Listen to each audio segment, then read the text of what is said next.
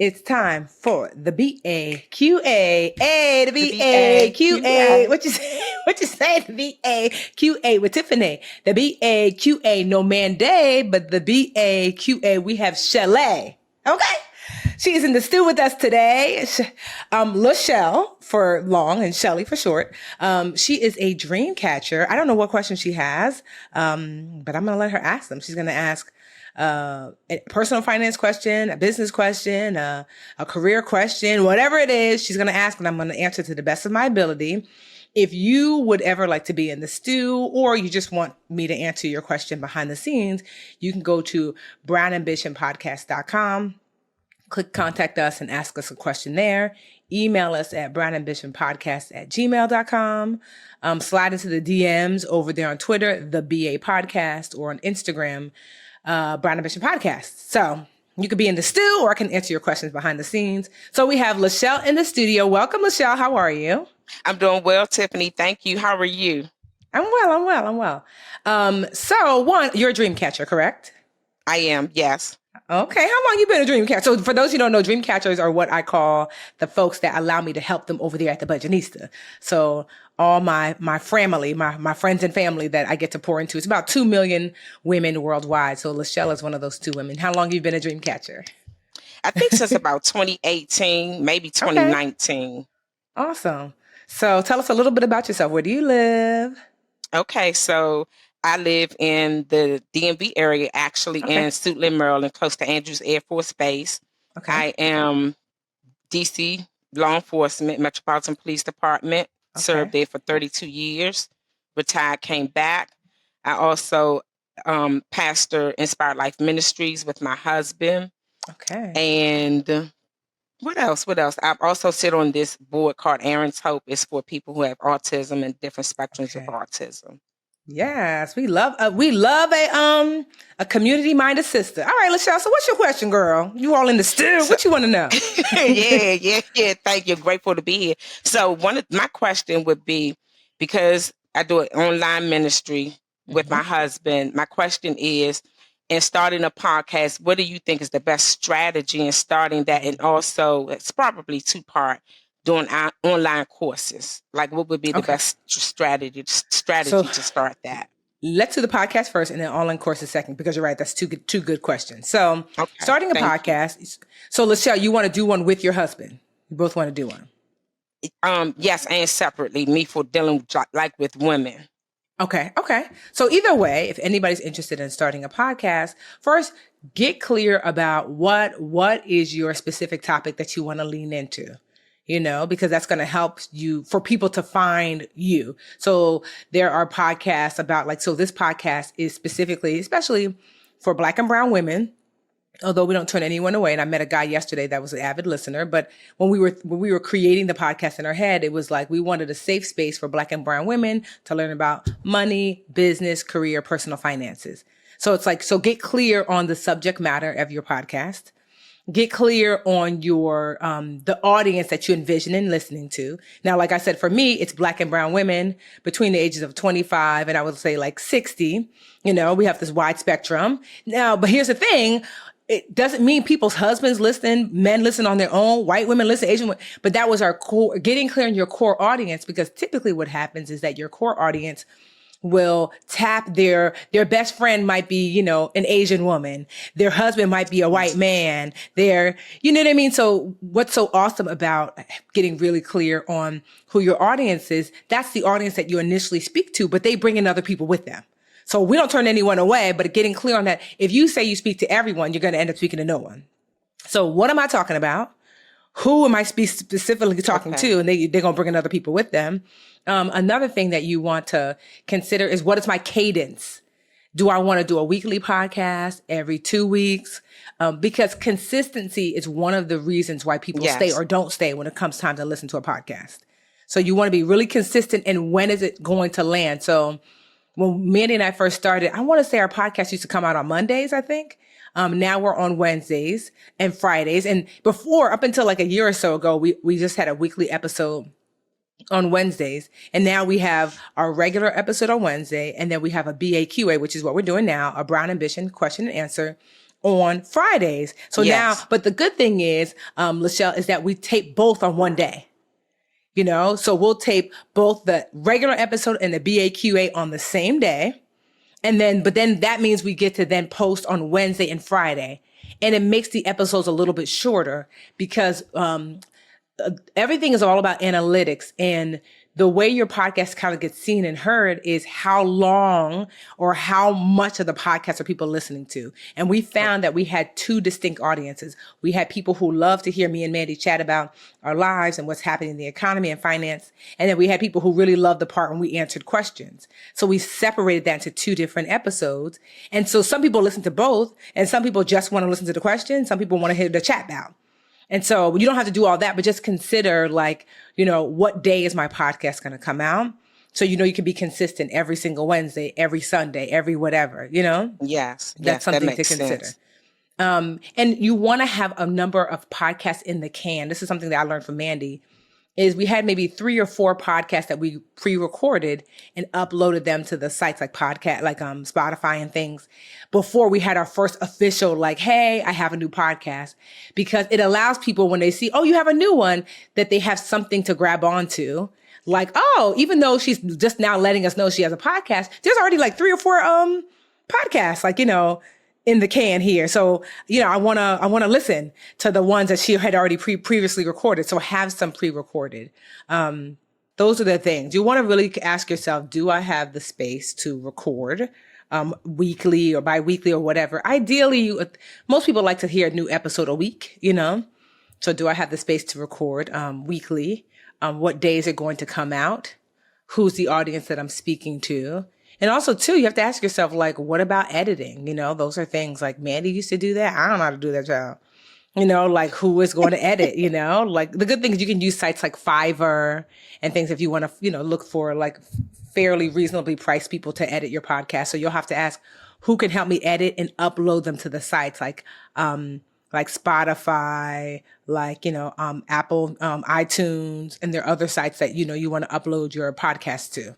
So finding an editor, like I said, I would use Fiverr. Fiverr is a great site for when you're looking to have people do anything really, but especially techie kind of things that you don't know how to do, Yes. But yeah, that's where I would start is find my editor, decide what I want to talk about, when I want it to come out, and who my audience is. And know that it'd probably be a slow little run. But, if it's interesting and it's good, then people will start to listen, That's where I would start if I was looking to start a podcast. But number one thing with podcasts, consistency is key. If you are not consistent, I've had podcasts that I really love listening to, and it's they're always out. Oh, I'm out of here and I'm out of here. I'm like, oh, girl, never mind. Bye. Because, I get excited and I don't want to get invested into something where I'm not even going to be able to see and hear it later, And so yeah, well, what made you think of, what made you think that you might want to get into podcasting? First of all, because of the ministry that my husband and I do, Inspired Life Ministries. We do a marriage ministry on Mondays and then Bible study on Wednesdays. And then we do a service. And I thought that it would be good because I am one of your mentees as well as a dream catcher. Hey, yes. hey. And so I just thought that it would be nice to be able to go in a space with the marriage with couples, but also in a separate space with just me and women. And so I'm like you. I take my notes. Yes, good. Writing down my that. notes and things like that. So that's one of the reasons why I wanted to start a podcast. I can agree in terms of you want to be consistent. That's very important. Yes. And being able to identify, because these are some of the things that I've already learned with the uploads that you do, me following you and just being a part of the Live Rich Academy and different things like that, and Patreon. I love that. So what Lachele's talking about, if you are new to the crew, is that, yes, I teach financial education, obviously. I have the Live Richer Academy. But as of last year, I think it was last year, I started the mentee program, which if there were so many women, especially, who were like, Tiffany, can you mentor me in business? Because I've been in business for over 15 years, made nearly $50 million in business in those 15 years. I've helped my mentees that I see like in person and talk to on the phone, help them make 6 figures, some even 7 figures annually. And so a lot of people have asked me if I can mentor them, but I have like 15 like mentees that I connect with regularly. So it just got to be overwhelming. But you know, if you know me, the teacher in me hated to turn people away. And so I said, what if I could find a platform where I could mentor more like group mentoring? And so I found a platform called Patreon. And it's $20 a month. You can pay annually and get 10% off. And also the annual people actually get, like you're from, Lachele, you said you're in DC or you're from DC and you're in Maryland. I'm actually here in DC right now because I did, I had a mentee dinner. So that's one of the benefits of being a mentee is that when I have someplace to go, because I did a wealth walk in Maryland yesterday. And a wealth walk is it's just this free meetup where, because I feel like, you know, Black women, I want us to get outside. I want us to get healthy. I love to walk. And so we literally find an awesome place, like an awesome park to walk for free. And then afterwards we talk about money. And so the walk is about 45 minutes to an hour. The talk is about 45 minutes to an hour. Yesterday was really special. A friend of mine, Will Jawando, is the councilman at large in, I forget what, in Maryland. I forget which his county is. So anyway, he came to talk to us about, because so much of the financial struggles that we have as Black and Brown communities is as a result of policies. And so I wanted him to talk to us about like, what can we do? How do we vote? What can we ask for? So it was just a great wealth talk after the walk. I think I'm going to actually call it Wealth Walk and Talk now because it was so great, you know? So anyway, I was here for that. So when I go to speak somewhere or do something, I ask myself, are there any mentees in the area? And then we have dinner. It was about 25 of us.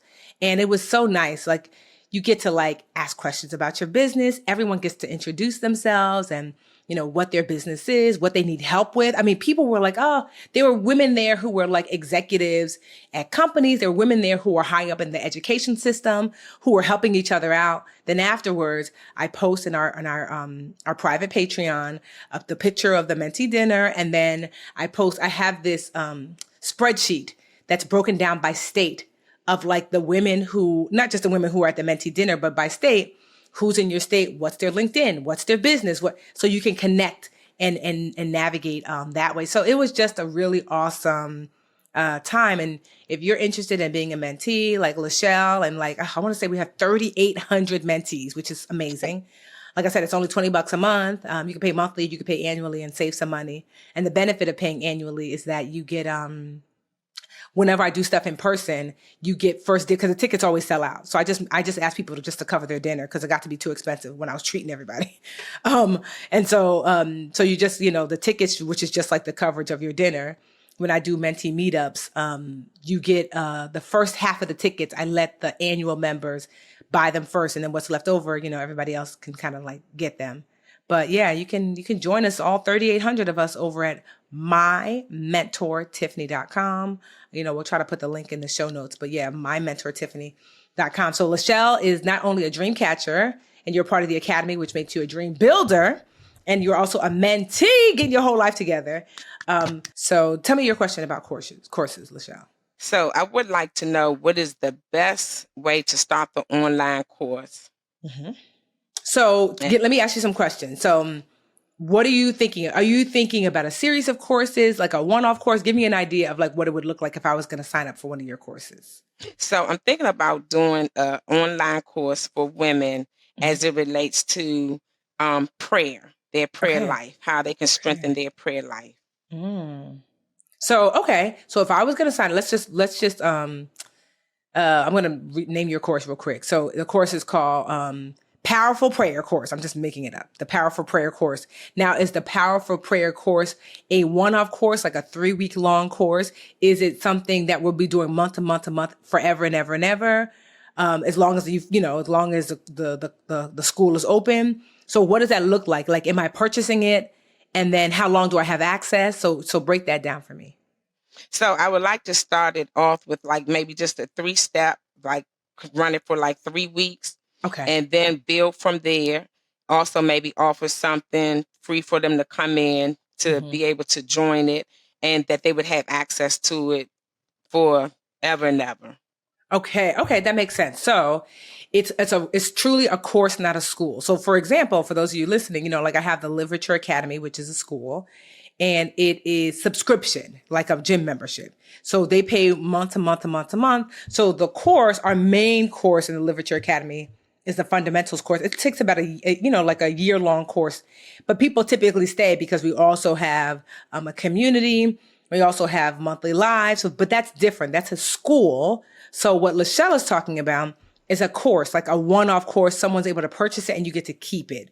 Okay. So that's a different launch method than if you were going to do like a school. So let's chat through the course. So one, you would have to think to yourself, first things first is more than anything with any business, I like for people while they're building whatever thing they're building is to start to build community around whatever it is you're wanting to do. We talk about that all the time as mentees, when I tell you guys that. Yes. Because it doesn't make sense to have this amazing thing and no one's buying it because they're like, who, what? So while you're building your course, start to ask yourself, Lachele, who is in my community? So if it's women in prayer, so you want godly women, and you're like, okay, especially in the United States, I'm just making this up, between what age and what age, so getting clear. And what can I do for them now? Can I create a group? Is it a Facebook group where they can hang out? I use Mighty Networks, but Mighty Networks costs. So you would have to figure out, where do you want your community to hang out while you're building this thing for them? Because you also want them to have a say in what you're building. So let's just say, for the sake of ease, you decide to create a Facebook group where the women can start to talk. So you would, through church, through your ministry, through connections maybe with other churches, you can start to create a free Facebook group where maybe the women there, they can start to connect with each other, talking about prayer, what's working, what's not working, where they're having struggles. And when you're there, you can start to share, I want to build a course for powerful prayer that has helped myself in these ways. You see what I mean? And here's what I'm thinking, community of amazing women that I've assembled. What do you think about this? And they can give some feedback. So as you're developing it, you're not guessing. This is what they're wanting. Here are the 3 steps I think are most powerful for prayer: connection with God, clarity of mind, ease of spirit. I'm just making these things up. What do what do you guys think? And so as you're building it, you're letting them know, okay, the course is going to be available, July 4th. I'm just making it up, so that way they can get ready. They know, one, you've been getting feedback from them, so they're not shocked, like, what course? Because you created this awesome free community. You've already given them some tools and resources. Maybe you create like a checklist for them. Maybe you go live once a month with them or once every 2 weeks with them. You really want to pour into your community. You want to make deposits before you ask for any withdrawal, and then, so when the course comes out, you let them know when it's going to come out and, what the price is going to be. And I like to put what I call the squeeze. So the squeeze is, you have to let people have to make a decision whether they're going to join or not. They don't have to. The good thing is they can be part of your free group either way, And so it's like, okay, the course is going to come out. It's only a 3-week course. So it's going to start, July 5th and end August 5th. So if it's going to start July 5th, the cutoff day to sign up is the 7th, because that's when we're really going to start. So that way people know, like, if I'm going to buy this course, I only have until this time because I'm going to be doing this course with Lachele and the rest of the girls. So I need to make a decision. So having a cutoff time is a great way to have people make the decision now. And then you close the doors. I usually don't like to give people more than 3 days to make a decision whether they're going to lock in. And then it closes. And, there'll be people who will be like, okay, let me see how people loved it. And then you do your best to make sure that the people who purchased your course, they're in there, they're loving it, whatever it looks like, it's the course itself, whether you're going live with them once a week, once every other week, or whatever. During your 3-week course, you just pour your best into it. And then when it's done, you just ask them in that free group, can you just share and post some of the amazing turnaround that you have or how you loved it or whatever. Because then the women who did not sign up, which is okay, they're like, oh, good to know, it was amazing. The next time Lachele offers it, I'm for sure signing up. You see? Yes. And so that's one of the best ways, because it's like you build this community, you develop something alongside of them, you share it with them, they purchase or they don't. And those that purchase feel really good. And so what I would do is the next time is that first course, I'm just making up a number, was $25, but the next one is going to be $30. You know, like, so if you notice with the Patreon, what did I do? Right. So the first year of Patreon, I was really just testing it out and I wasn't sure if it was going to be any good. I didn't know. Like the first year of my mentor, Tiffany.com. And so it ended up being really good. And so I said, okay, it's not going to be $10 anymore. For new people, it's going to be 20. So what did I do? I said, this founder member rate of $10 a month, you could still lock it in up until 2 or 3 weeks ago. New people could lock it in, but after that, it was getting cut off. And we're going to move to $20 a month. But I believe in honoring the people that were here in the beginning. So the price did not raise for you, Lachele, and the rest of your mentees who've been here. That was the awesome part. And You know? I agree. And thank you so much. And when I share it, I tell people like she over delivers. She shares a wealth of information and she could be charging more and people would pay it. And maybe next year it'll be 30. But guess what? Whatever rate that people lock themselves into, if they're 10 or they're 20, that's the rate they get to keep for as long as they want to stay with us. Now, if you leave and want to come back, then you're going to pay whatever the new rate is, because that other rate doesn't exist. Literally, we took it off Patreon. It doesn't exist anymore. Like the old people are just on a renewing contract without Patreon. Super easy to cancel. Literally, Patreon, I don't control that. Patreon has a button that says cancel. The good thing, what I like about the Patreon platform is that, like, I'm a patron of other people's, like there's Issa Rae has a Patreon, it's like $5 a month. The Friend Zone, one of my favorite podcasts, has a Patreon. And at one point I wasn't using the Friend Zone as much. So I canceled really easy. It took like 2 seconds to cancel. And then I came back a few months later when I kind of missed out on some of the things that they were doing. And so Patreon makes it very easy to cancel. So you don't have to worry about that. You can stay for 1 month. But anyway, what I love is that, you know, with the courses, that's what I would consider doing with the course, is that I would build my audience, allow the audience to build the course alongside me, you know, share the course, let them know that this is the founding rate. You know, like, it's not going to be like this the next time I run it, but you know, you get to test it alongside of me. Here's the day it's going to go on sale for 3 days. And then, you know, we're going to close the cart basically. And I'm just going to work with the women that signed up. And then those women hopefully will be able to report back all the good things they got. And then if a few months later or a few weeks later, whatever, you want to open it back up again for a little bit more money, 10% more, 20% more, same thing. You know, you cut off the time, you give them 3 or 4 days to register. You do it again for 3 weeks or 2 weeks or whatever you learned, how long it ought to be from the first time you did it. And you do that. And I think, like, you know, it's a good place to start. And you just get feedback, you know, oh, I wish you had a worksheet. Oh, let me make one. Canva, Canva, canva.com. You can make free worksheets. Oh, you know, Lachele, I wish there was a recording. Okay. So I use I just use YouTube. If you have a Gmail account, it's free. With YouTube, you can go live, teach your lesson, and you use an unlisted link, because that link can only be seen by people that you share it with. So you share it with the people who have paid, you know, like an email or whatever, you share with the people that paid. And people get to watch. And what's so good about it is that after you get off of YouTube, it becomes a video automatically. So I ain't got to worry about making a video or whatever later. It's like, oh, it's already a video. That's what I use for the mentees. When I go live with y'all, I use YouTube. I go live. I give you guys an unlisted link, so it's not public to anybody else, just to the mentees, because I post it in the private Patreon page that we have. You guys watch, and then instantly it becomes a video that you can rewatch over. So you will get feedback from your audience about what they like and what they didn't like. But so I hope that was helpful, Lachele. It has been very helpful. I have 3 pages of notes. If you want to be in the stew, you want to ask questions, please go to brownambitionpodcast.com, click contact us and ask your question there. The BA podcast on Twitter, ask us there. Slide into the DMs. We're Brown Ambition Podcast on IG, or brownambitionpodcast@gmail.com. If you want to be a mentee, go head on to mymentortiffany.com. And, you know, get your business learning on. It's so great over there, honestly. You get to network, not just with me, but with each other. And we'll see more people in the stew. Thank you, Lachele. Hey, BA fam. We're on YouTube. Woohoo! Thank you so much for watching. Please like this video and subscribe to the channel. And while you're at it, why don't you go over to that little bell icon and just tap that for us. Show the BA fam how much you love us. And that way you'll also get notifications when new videos drop. Also, share the channel with a friend. We're always like, tell a friend, tell a friend, tell a friend. And thank y'all so much again for all the support.